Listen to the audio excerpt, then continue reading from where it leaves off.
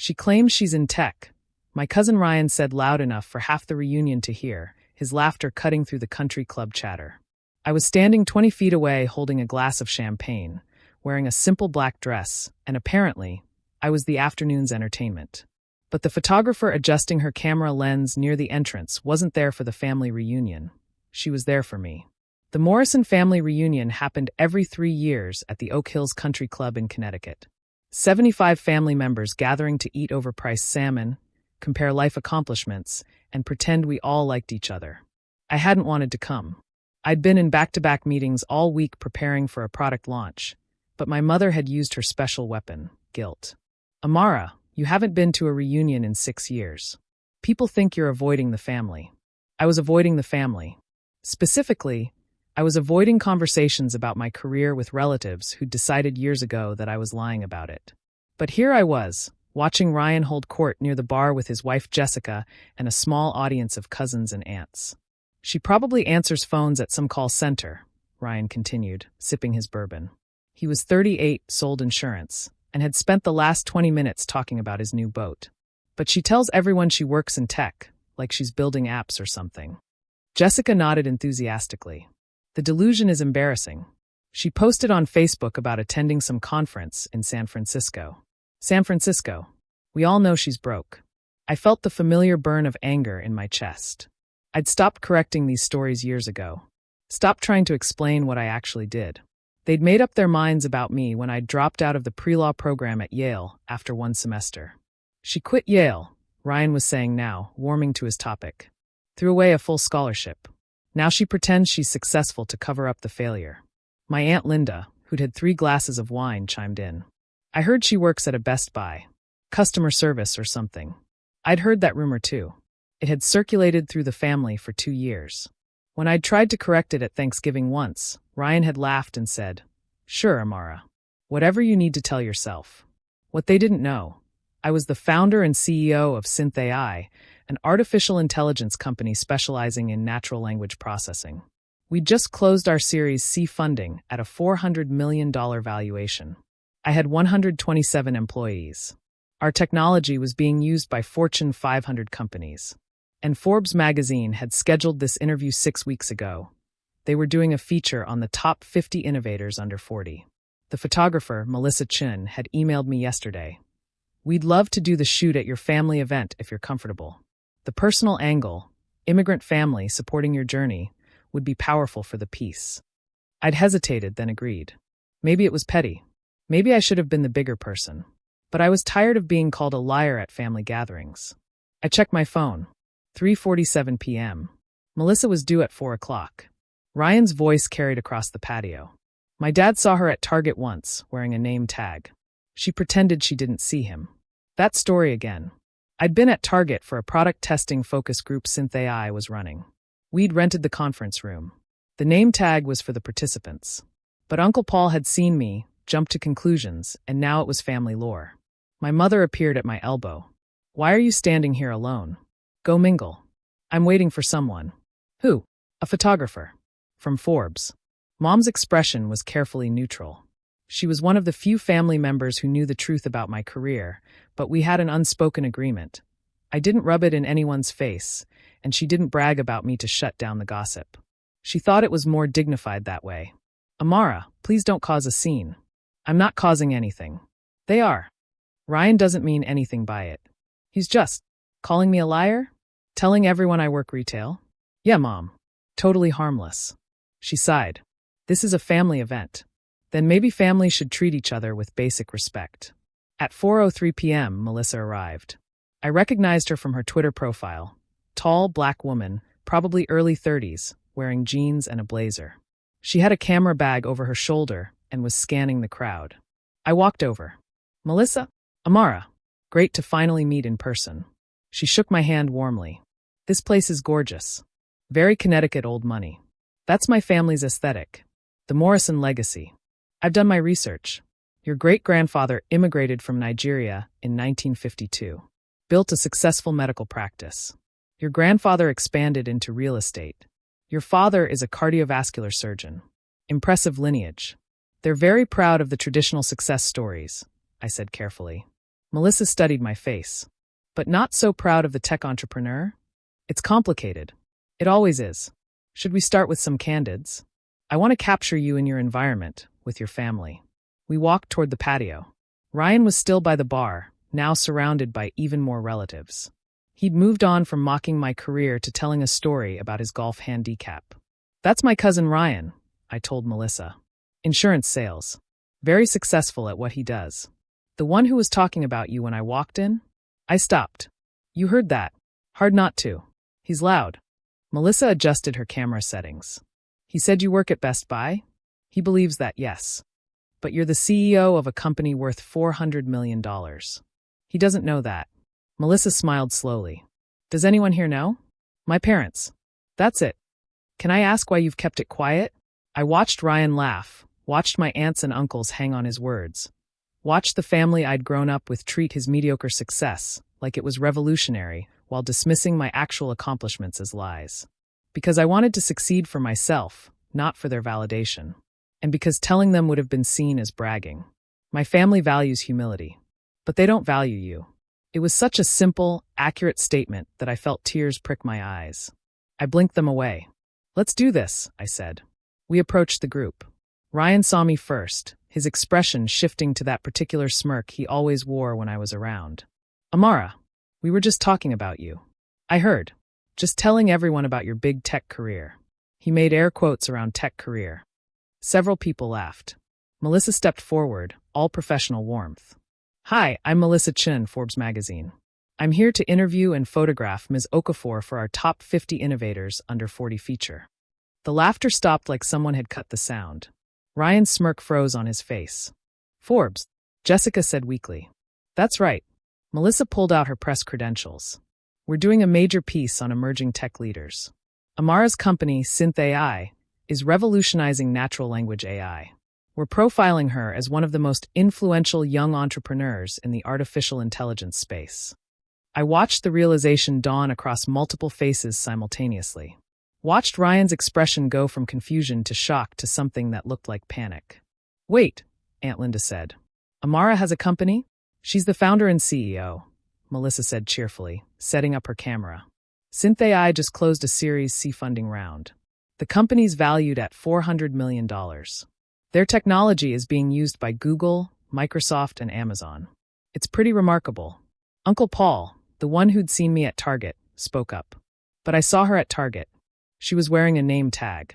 We were running a product testing focus group, I said quietly. SynthAI rented Target's conference facilities. The name tags were for the test participants. The silence was deafening. Ryan found his voice. Why didn't you tell us? I tried. You laughed and called me a liar.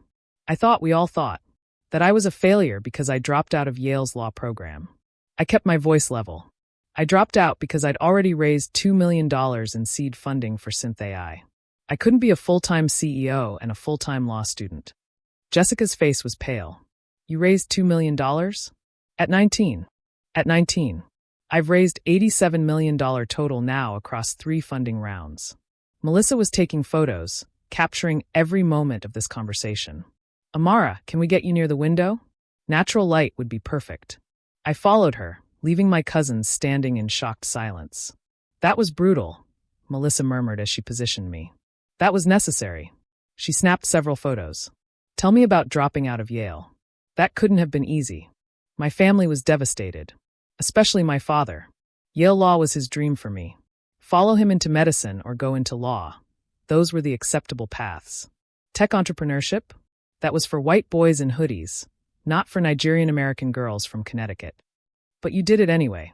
I had an idea for natural language processing that I knew would work.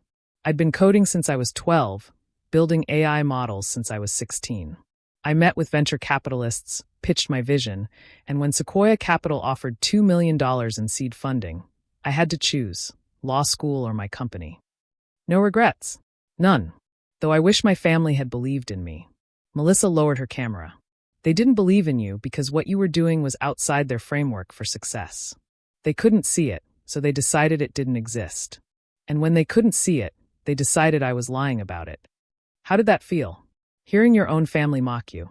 I thought about the years of snide comments. The assumptions. The Target story that wouldn't die. The way Ryan's voice carried across every family gathering, reducing my life's work to a punchline. Lonely, I said honestly. Really lonely. Melissa took more photos. Then we did a formal interview. She asked about SynthAI's technology, our growth trajectory, the challenges of being a young Black woman CEO in a white male-dominated industry. Your competitors are mostly Stanford and MIT grads in their 30s and 40s, Melissa noted. You're 25, Yale dropout, and you're outperforming them. How? Better technology, better team, and hunger. When you grow up being underestimated, you learn to work twice as hard and prove yourself constantly. Did your family's doubt motivate you? It made me more determined to succeed on my own terms. But it also hurt. Success without people who love you celebrating it, that's hollow.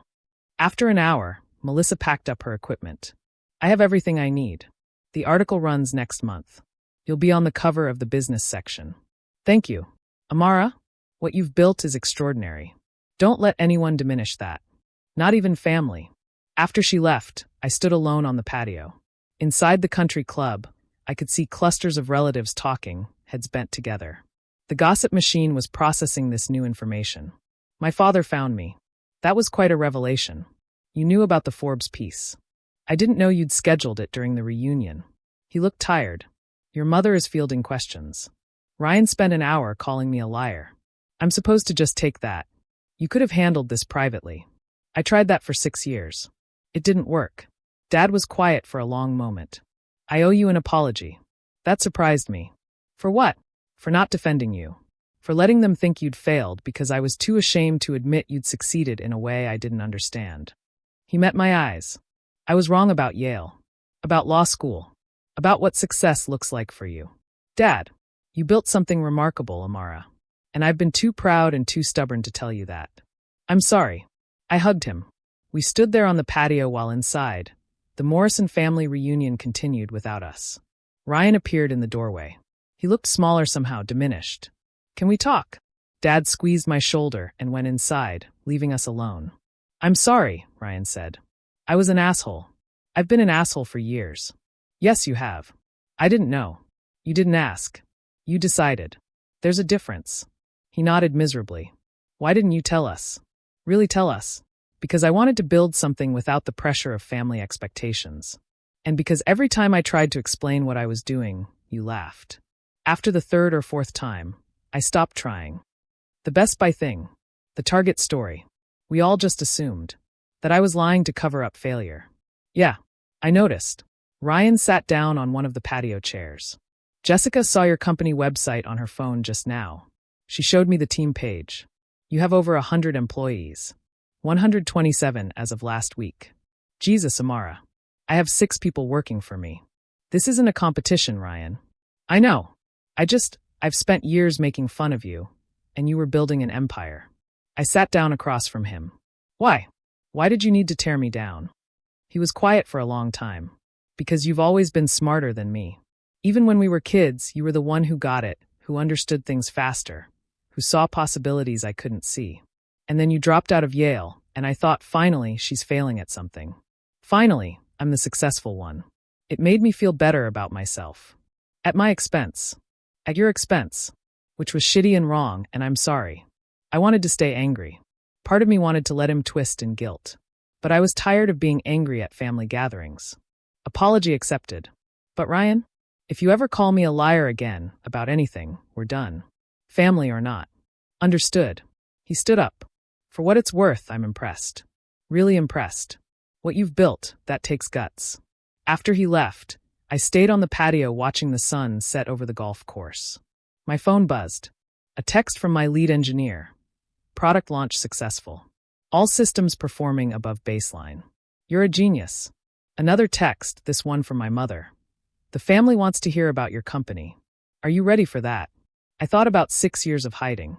6 years of letting them think I was a failure because it was easier than fighting for recognition. 6 years of being the punchline at family gatherings. I texted back, I'm ready. Inside, the reunion had transformed into something else. Relatives approached me with new eyes. Some apologetic, some curious, some calculating in a way that made me think I'd be hearing about investment opportunities soon. But my 13-year-old cousin Maya grabbed my hand. Is it true you have a tech company? It is. Can girls do that? The tech stuff. I knelt down to her level.